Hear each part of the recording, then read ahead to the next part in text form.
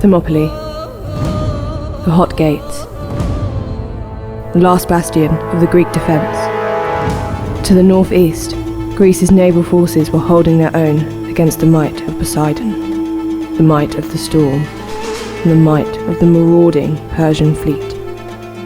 But for the infantry at Thermopylae, they faced 3 days to end all days.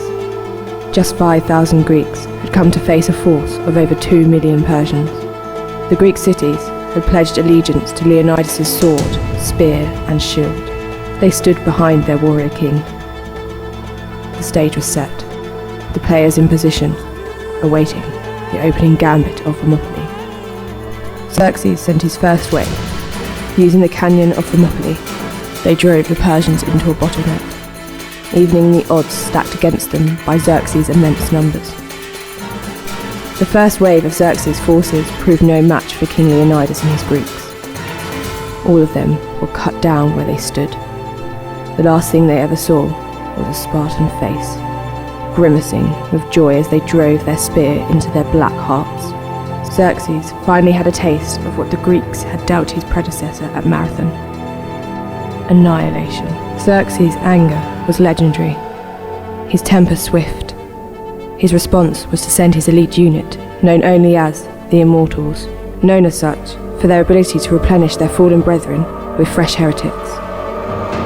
The way the Spartans were fighting, Xerxes could scarce keep replenishing the numbers faster than the Spartans were felling them. Only a handful of Spartans were lost in this encounter. They will be remembered for their sacrifice unto Greece. The second day of the battle once again played out in Greece's favour, much to Xerxes' disdain. He could not lose. How could he face Persia after such a defeat? Xerxes received a glimmer of hope. Ephaeotes, a treacherous snake.